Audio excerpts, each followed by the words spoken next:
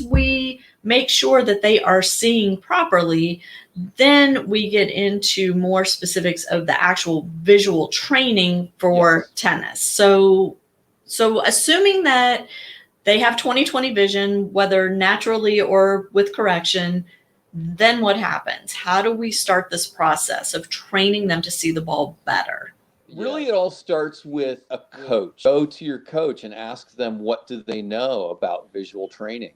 This is one of those decisions that you make about who's going to coach your kid, because if they understand a lot about how to do this, then it's easier for people to do that. Now, there are obviously notable exceptions, because there are some genius coaches who have almost zero idea about this, but because of this savant nature that they have an ability to get things out of the kids. I mean, I think of Robert Lansdorf as being an example of that. He's so amazing, but I don't even think he knows what he does. Yeah. So, but anyway. Well, and I think that's a common situation in tennis, because it's not like you have to go through formal training to become a tennis coach and learn A, B, C, D. You know, some people do, but a lot of coaches don't do that. And some of them, like you said, just innately understand the sport so well and are such good teachers that all of these different facets and components of the game come through in their teaching, including how to see the ball. Visual training for tennis brings together as many practical things as possible. One of the problems with this area is that people have shunned it because the people who presented it were a little too much in the ether. It's a little too woo-woo and seemingly overly demanding that you get a master's degree in this stuff. So where does it begin? It begins with anxiety, because anxiety changes your perception. Here's a really good analogy. You started your project at 9 o'clock at night on Sunday night, and it was due at 8 o'clock in the morning on Monday morning. Right? So you get your papers out and your books, and you put them down, and before you know it, it's 9:37. And so you go, where did 37 minutes go? Time didn't change. Your perception of time changed because your anxiety level was up.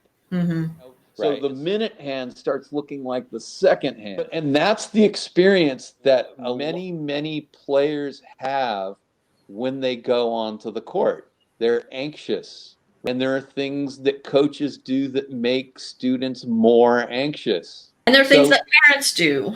And there are things that parents do that make their kids more anxious. Parents, a great learning environment is low anxiety to start. And then great coaches sort of slowly increase the amount of anxiety, because there comes a time where if you're preparing somebody to win the 18s nationals tournament, and they're going to be, a couple thousand people watching on match point, you better be prepared for that moment. Right. That's a nerve-wracking experience with so many eyeballs on you.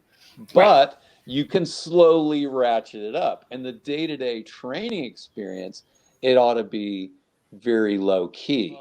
If you're a parent and you're causing your student to be more anxious, and hopefully your kids talk back to you and then let you know, hey, Mom, stop it. There was an interesting thing. The mom was cooking dinner or breakfast, and the dad was helping out, and the son, the 13-year-old son, comes in and says, hey, Mom, don't burn that bacon.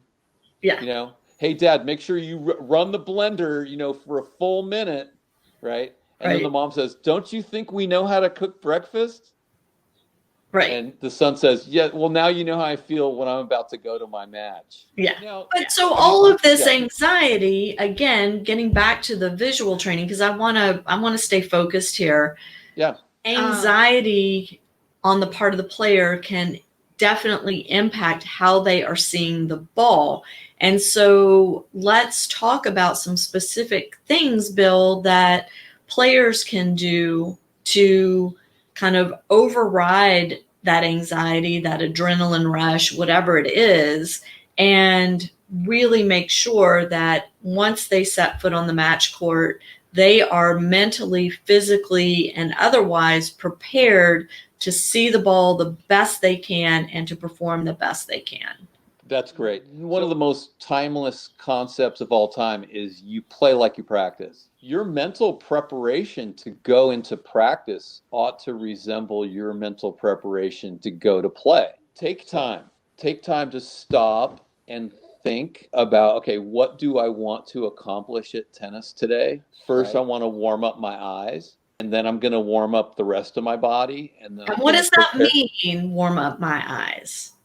Well, let me get through the rest, and then because you want to establish these routines that then you're going to use when you play a match. Because if you only do it when you play a match, then it's not practiced enough. It's not routine enough. So warm up your eyes physically and also skillfully. You can do some eye circles. You can go side to side. Here's an exercise to strengthen your eyes and also warm them up. Put your finger 6 inches in front of your face.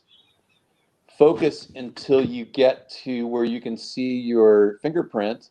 Then look at the far fence on the opposite side until you can make out the cyclone fence pattern or the fabric of the windscreen, right? Or the court number, whatever it needs to be, and shift your focus back and forth.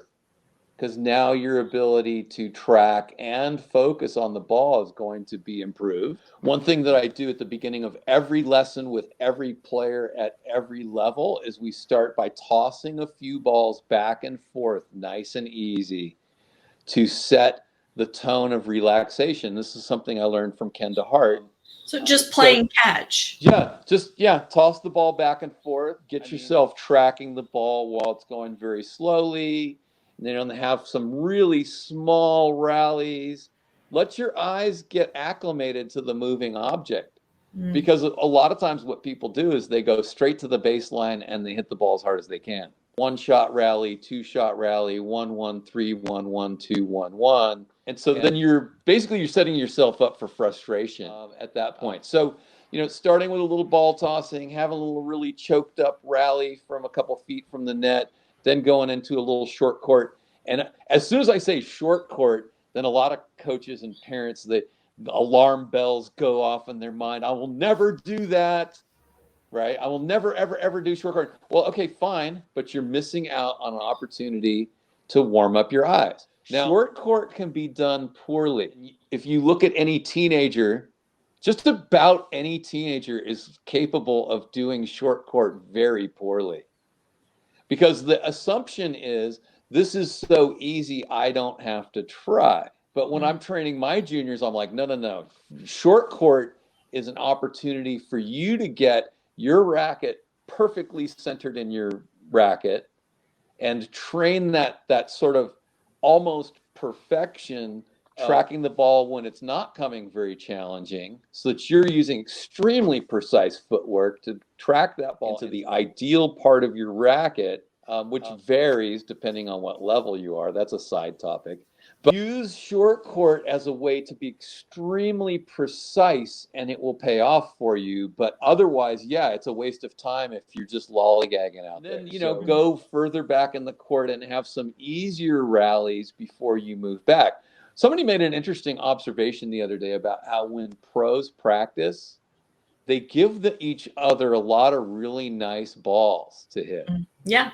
For a pretty lengthy period of time. And then, the challenge level goes up and they might actually play a practice set where they're trying to beat each other's brains out. Warming your eyes up is part physical and it's part the skill. And we can get into more about the specifics of the skills.